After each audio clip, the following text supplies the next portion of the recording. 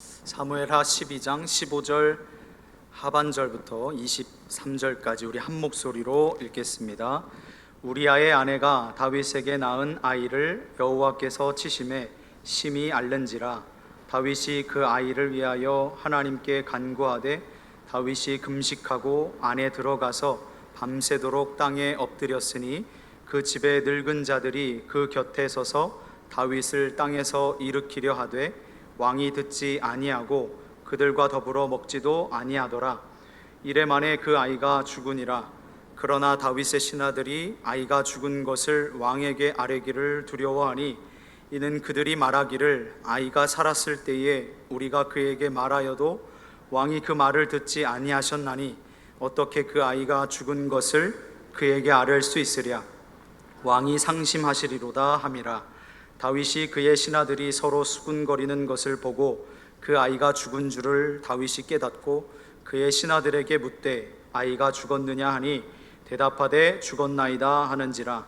다윗이 땅에서 일어나 몸을 씻고 기름을 바르고 의복을 갈아입고 여호와의 전에 들어가서 경배하고 왕궁으로 돌아와 명령하여 음식을 그 앞에 차리게 하고 먹은지라. 그의 신하들이 그에게 이르되 아이가 살았을 때에는 그를 위하여 금식하고 우시더니 죽은 후에는 일어나서 잡수시니 이 일이 어찌 됨이니까 하니 이르되 아이가 살았을 때에 내가 금식하고 운 것은 혹시 여호와께서 나를 불쌍히 여기사 아이를 살려주실는지 누가 알까 생각함이거니와 지금은 죽었으니 내가 어찌 금식하랴.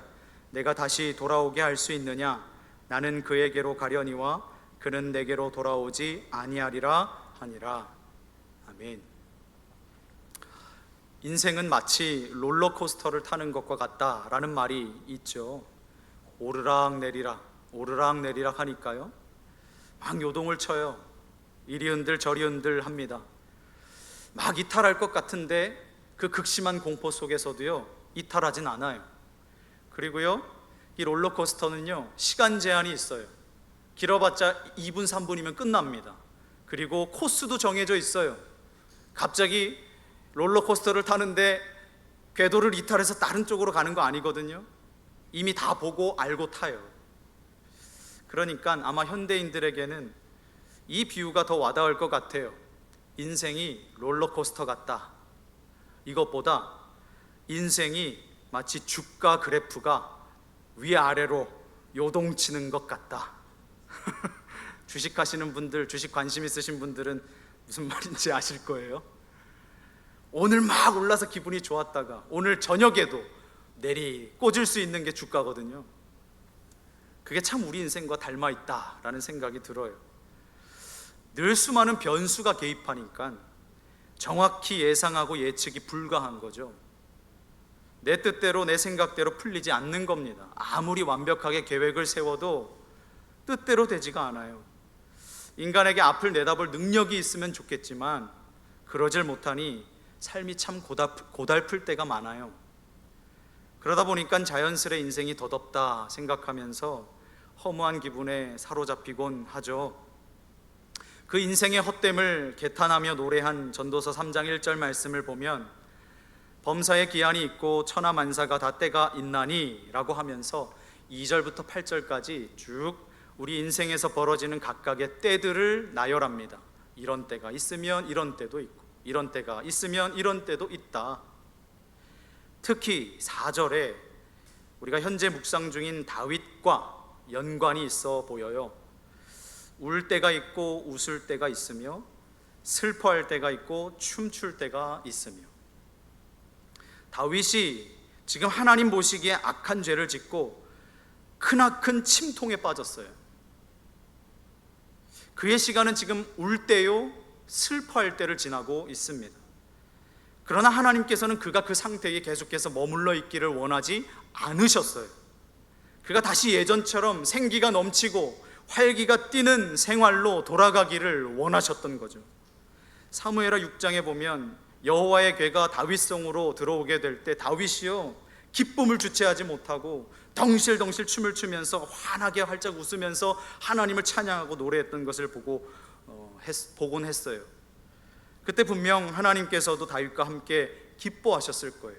다윗이 하나님을 생각하면서 기뻐하는 모습을 보고 하나님도 다윗을 보면서 기뻐하셨을 거예요. 네가 나를 이렇게 기뻐하는구나. 나도 기쁘다. 다윗에게 하나님의 기쁨이 충만했을 거고요. 하나님에게도 다윗의 그 기쁨이 같이 전해졌을 거예요. 그렇게 다윗은 이제 울 때와 슬퍼할 때를 넘어서 재차 웃을 때와 춤출 때로 옮겨가야 했던 겁니다. 그래서 생명의 샘과 해당 본문을 집필하신 임석택 목사님도 본문 제목을 울고 나서 일어서다 라고 잡으신 것 같아요. 제가 전화해서 여쭤본 거 아니에요. 제 추측이에요. 이걸 이제 신학적으로 옮겨서 표현해 보면 하나님의 징계와 회복이라고 할 수 있을 텐데요. 이 밤에 그 주제를 좀 이야기하려고 합니다. 사랑과 자비가 풍성하신 하나님께서 이 회개하는 다윗을 너그러이 용서하시는 동시에 공의로우신 하나님으로서 형벌을 내리실 수밖에 없었어요. 그렇게 다윗은 하나님의 사랑이 담긴 따끔한 매, 그 회초리, 그것을 오롯이 감당해야 했습니다. 이윽고 밧세바가 낳은 아이는 중병에 걸려서 사경을 헤매게 되는데요. 15절 하반절이죠. 우리아의 아내가 다윗에게 낳은 아이를 여호와께서 치심에 심히 앓는지라. 성경은 다윗의 자녀가 원인 불명의 불치병이 아니라 그 중병이 어디서부터 기인한 것인지를 아주 확실하게 밝혀주고 있어요. 여호와께서 치셨다. 하나님께서 심판하신, 하나님께서 징계하신 것이다. 하나님께서 아이가 심한 병에 걸리도록 하셨다는 거예요. 이 대목이 얼마나 우리에게 경각심을 요하는 말씀인지. 잘못은 내가 했는데, 죄는 내가 졌는데 자녀가 벌을 받아요. 그걸 다윗이 너무나도 잘 아니까 꼼짝달싹 하지 못하고 하나님께 매달릴 수밖에 없잖아요. 16절이죠. 다윗이 그 아이를 위하여 하나님께 간구하되 다윗이 금식하고 안에 들어가서 밤새도록 땅에 엎드렸어요.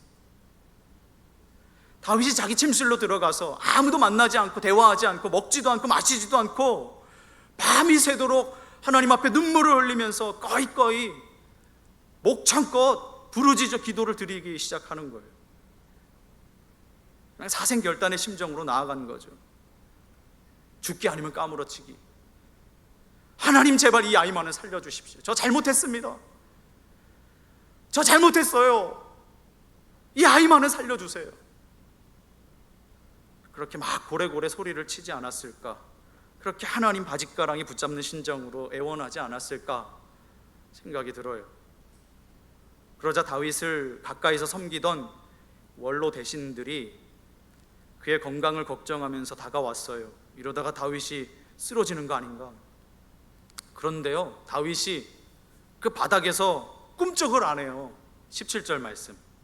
그 집의 늙은 자들이 그 곁에 서서 다윗을 땅에서 일으키려 하되 왕이 듣지 아니하고 그들과 더불어 먹지도 아니하더라. 어떻게든 부축해서 일으키려고 시도를 하는데 일어날 생각을 안 해요. 계속 버팅기는 거예요. 원로들이 가서 함께 식사를 하자. 이러다가 당신도 죽게 생겼다. 그러니까 그거 다 거절하는 거예요. 그렇게 날이 밝도록 식음도 전폐한 채 하나님께 이 아이의 생명을 거두어 가지 말라, 그렇게 애걸복걸 했습니다.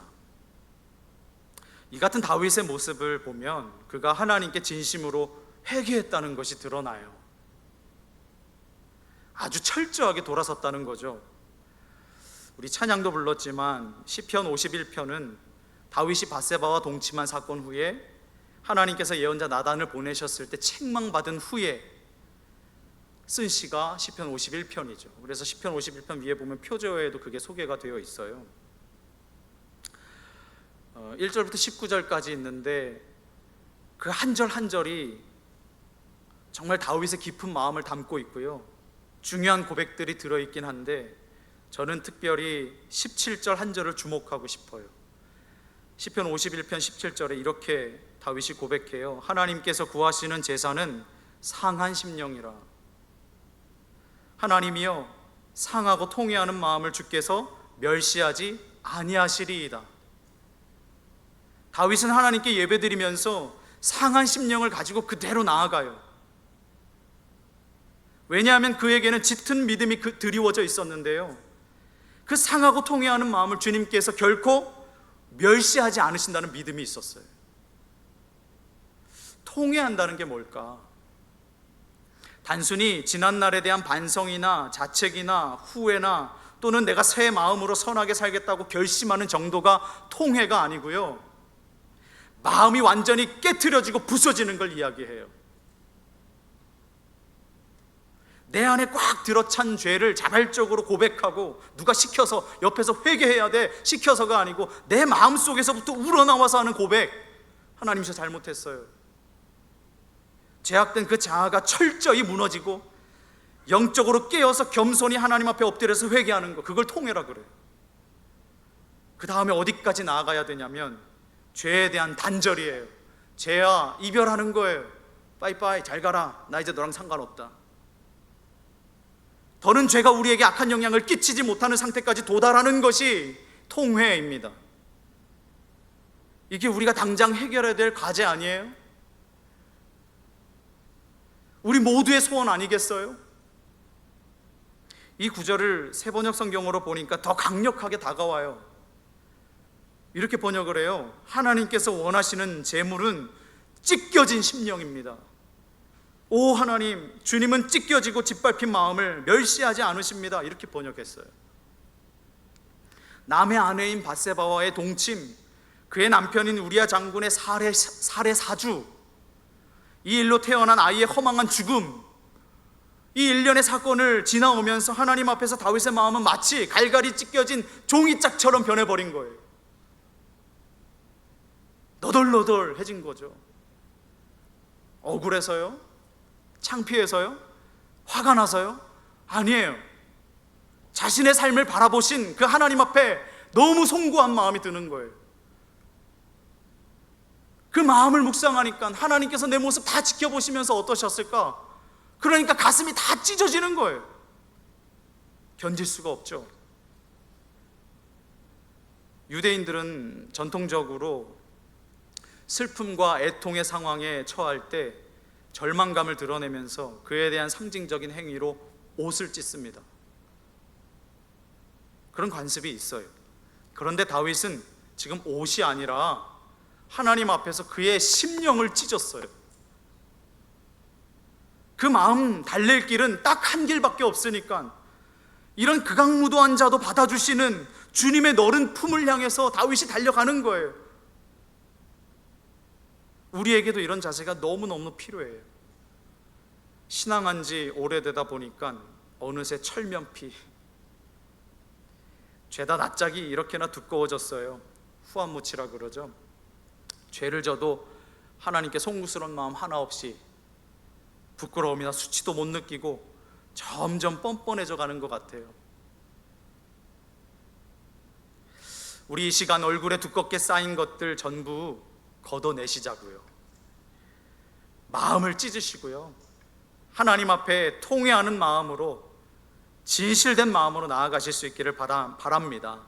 하나님께서는 그걸 받아주신단 말이에요. 여기서 또 하나 묵상의 포인트가 있는데, 하나님께 드리는 제물의 조건이라고 하면 우리가 그동안 어떻게 배워왔어요? 거룩함, 온전함, 그렇죠? 하나님께 드리는 제물은 거룩해야 되고 온전해야 된다, 그렇게 배워왔어요. 구약에서 제사의 규례에 보면, 제사 드리는 규례를 보면 제물이 흠이 없어야 돼요. 흠이 조금이라도 있으면 하나님께서 받지 않으신다고요. 흠이 없어야 주님께서 연락하시는 건데, 근데 다윗이요, 아주 과감해요. 그것과 정반대로 지금 주장하는 거예요.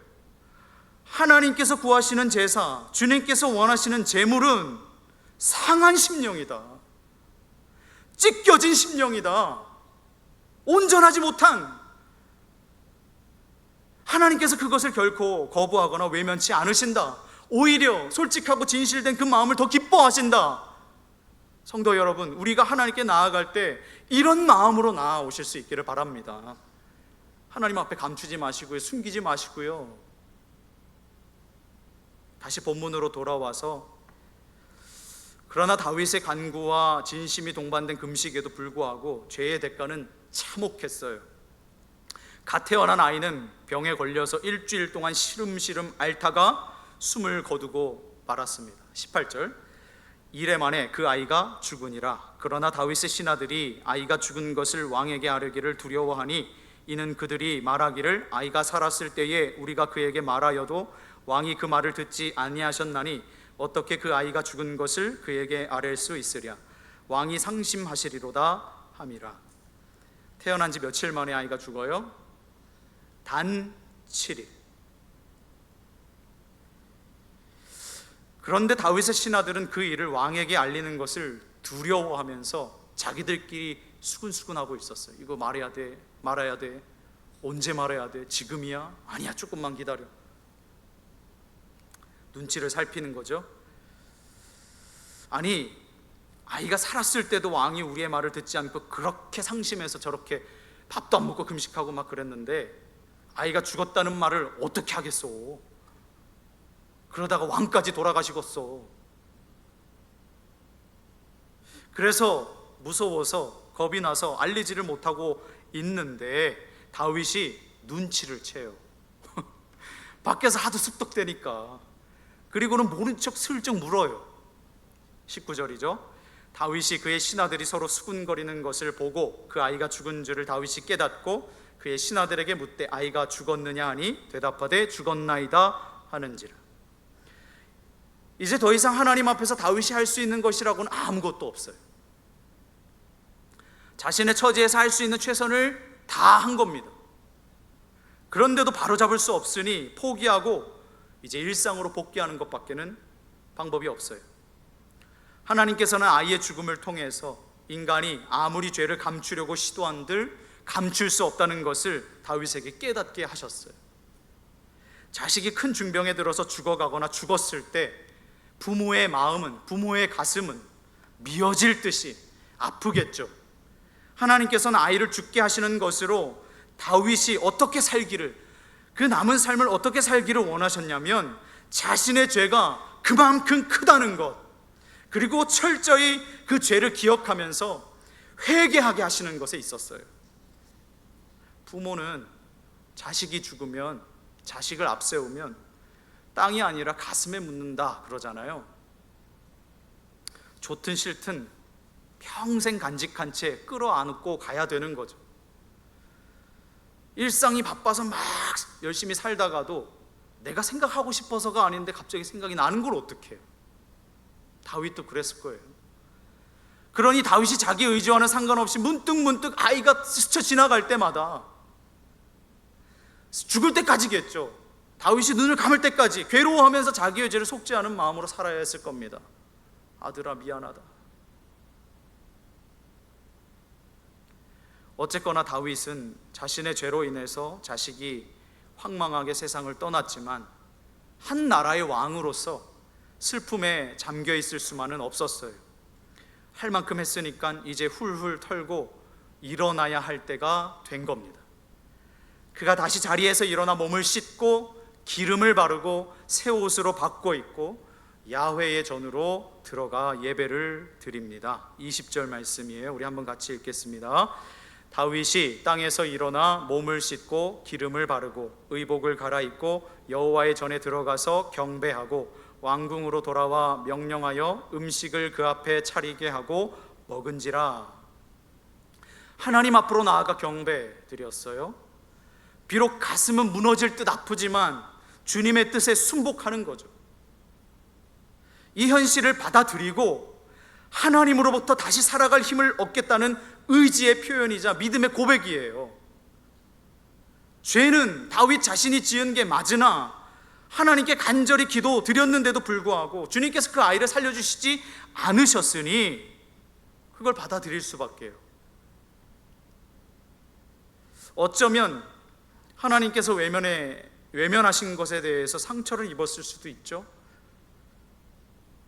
아니, 내가 이렇게까지 회개했는데 어떻게 그러실 수 있지? 벌을 나에게 내리시고 아이는 살려주셔도 되는 거 아닌가? 적반하장이라고요. 잘못은 자기가 해놓고 하나님께 화를 내며 대들고 막 따질 수도 있었단 말이에요. 그런데 다윗이 그렇게 하지를 않아요. 그가 하나님께 용서를 구했던 것, 회개했던 것이 아까 제가 말씀드린 대로 진짜 회개였다는 거예요. 이 마음이 전심이었고요, 이 마음이 진심이었다는 거예요. 우리는 때로 하나님께 기도드리면서 그 기도의 내용대로 응답되지 않을 때 분노하거나 서운해하거나 원망하거나 짜증낼 때가 있어요. 하나님을 향해서 막 눈에 불을 켜고 막 대들기도 해요. 하나님 어떻게 그러실 수 있어요? 그런 모습을 두고 정말 하나님께 기도드렸다고 말할 수 없겠죠. 기도는 주님께 내 모든 걸 맡기는 것이니까. 전부 맡겼다면 그 하늘 아버지의 뜻대로 이루어지기를 신뢰하면서 순순히 기다리는 거죠. 내가 구했던 내용대로 되지 않았다고 막 낙심하고, 내가 바라는 때에 이루어지지 않았다고 막 시리에 빠지고, 내가 원하는 방법대로 해주지 않으셨다고 막 절망해서는 안 되는 거예요. 이제 다윗의 주변에서 그의 심기를 살피던 신하들이 다가와서 묻습니다. 이 일을 겪으면서 다윗의 행동을 유심히 관찰해 왔는데 왜 그렇게 했는지 몹시도 궁금했던 모양이에요. 우리 21절부터 23절인데 눈으로 한번 따라와 보세요. 그의 신하들이 그에게 이르되 아이가 살았을 때에는 그를 위하여 금식하고 우시더니 죽은 후에는 일어나서 잡수시니 이 일이 어찌 됨이니까 하니 이르되 아이가 살았을 때에 내가 금식하고 운 것은 혹시 여호와께서 나를 불쌍히 여기사 아이를 살려주실는지 누가 알까 생각함이거니와 지금은 죽었으니 내가 어찌 금식하랴. 내가 다시 돌아오게 할 수 있느냐. 나는 그에게로 가려니와 그는 내게로 돌아오지 아니하리라 하니라. 다윗이 우리아의 아내 밧세바의 간음으로 태어난 아이의 죽음을 하나님의 심판으로 받아들이는 거예요. 죽어가는 아이를 위한 간절한 금식과 기도가 응답받지 못했는데도 불구하고 하나님의 공의로우신 주권을 인정하는 거예요. 인간의 생사는 하나님께 달려있다.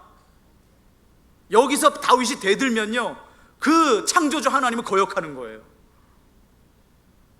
주님께 나아가 경배하는 것을 통해서 영적으로 나태해졌던 신앙이 다시금 일어나 회복되는 경험을 지금 다윗이 하고 있는 겁니다. 그런데 이 스토리가 이렇게 끝이 나면 참 애석했을 텐데 이렇게 끝이 안 나요. 감사하게도 하나님께서 다윗의 심령과 그의 신앙을 치유하시고 회복시켜 주시는 과정이 있는데요, 비록 죄의 대가를 치러야 됐기 때문에 아이는 데려가셨지만 하나님께서 다윗이 했던 그 회개의 진정성은 온전히 받으셨어요. 그래서 다윗에게 긍휼과 인자를 베풀어 주시는데 그에게 여전히 연약한 부분이 있더라도 내가 널 사랑한다 라는 걸 느끼게 해주세요. 12일 주일 본문이긴 한데요, 맛보기만 할게요.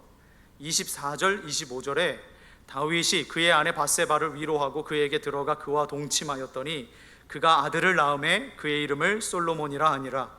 여호와께서 그를 사랑하사 선지자 나단을 보내 그의 이름을 여디디아라 하시니 이는 여호와께서 사랑하셨기 때문이더라.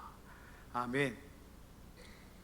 물론 여기서 그를 사랑하셨다는 표현에서 그는 솔로몬을 지칭하긴 합니다만 그의 출생을 통해서 하나님께서는 다윗에게도 동일한 사랑을 부어주시는 거예요. 그래서 회복해 나가시는 거죠. 글쎄요, 당시에 다윗의 마음속으로 제가 들어가 보질 못했으니 알 수는 없는데 이 모든 일들을 겪으면서 혹 다윗에게 그런 심정이 있지는 않았을까 싶어요. 이제는 하나님께서 나 미워하시겠지? 하나님께서 나 싫어하시겠지? 이렇게 끔찍한 짓을 저질렀으니 하나님이어도 더 이상 나를 사랑하시지 않을 거야. 막 이런 생각들이 스쳐 지나가면서 그의 가슴을 짓눌렀을지도 모르겠어요. 그래서일까요? 하나님께서 마치 그의 머릿속에 뭉게뭉게 피어났던 그러한 생각들을 손으로 휘휘 저으시면서 말씀하시는 것 같아요. 내가 너에게 아들을 줄 건데, 사랑하는 아들을 줄 거야. 다윗아, 네가 했던 생각 아니야. 절대 그렇지 않아. 나는 너의 연약함에도 불구하고 여전히 너를 사랑한단다. 네가 완벽해서 내가 사랑하는 게 아니야. 우리도 매한가지죠. 우리가 죄의 유혹에 걸려 넘어졌을 때 마귀 사탄은 끊임없이 옆에 다가와서 속닥거릴 거예요. 아우 귀찮아. 손을 휘휘 저어서 멀리 내쫓아도 또 와서 속닥거릴 거예요. 너 이제 끝났어. 너 죄졌잖아. 패배자야. 지금까지 그럭저럭 버텼을지 몰라도 이제는 하나님도 너 미워하셔. 이제는 네가 되돌릴 수 없어. 하나님께서도 너와 같은 존재는 예뻐하시지 못해.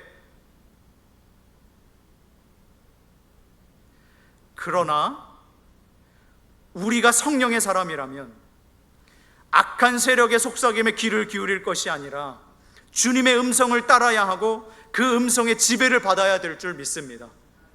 그럼에도 불구하고 여전히 나를 사랑하시는 그 주님을 바라봐야 합니다. 말씀을 마칠게요. 성도 여러분, 우리가 내가 가진 것으로 하나님께 사랑받을 자격과 조건을 갖춰야 된다면 그 누가 주님께 사랑받을 만한 존재가 될 수 있겠어요? 네가 가진 것으로 사랑받으려고 해봐. 하나님이 우리에게 그렇게 요구하셨다면 이 세상 그 누가 하나님의 조건과 하나님의 그 잣대에 만족시킬 수 있겠냐고요. 한 사람도 그 높은 기준에 못 미칠 거예요. 다 지옥 가는 백성 되겠죠. 죄다 자격 미달이니까. 그런데 그렇게 하지 않으시는 게 얼마나 고맙고 감사한지, 이게 은혜죠. 그 하나님의 사랑이 우리 모두를 덮어주시고도 남는다는 게 어찌나 놀라운지, 이 귀한 사실을 절대 잊지 마세요. 나를 살게 하는 것은 하나님 아버지의 깊고 넓고 높고 크신 사랑이라는 거, 그것만 기억하세요. 변함없으신 사랑, 한치의 거짓도 없고 한결같이 성실하신 그 사랑, 환난이나 곤고나 박해나 기근이나 적신이나 위험이나 칼이랴, 그 모든 것이 하나님으로부터 우리를 끊을 수 없어요. 왜요? 하나님의 사랑이 우리에게 있기 때문에. 사망이나 생명이나 천사들이나 권세자들이나 현재인이나 장래인이나 능력이나 높음이나 기쁨이나 다른 어떤 피조물이라도 하나님의 사랑에서 우리를 끊을 수 없느니라. 그 사랑이에요. 이 시간 우리 다 같이 그 사랑 찬양할까요? 그 아버지의 놀라우신 사랑, 그 사랑 찬양하면서 기도하고 싶어요.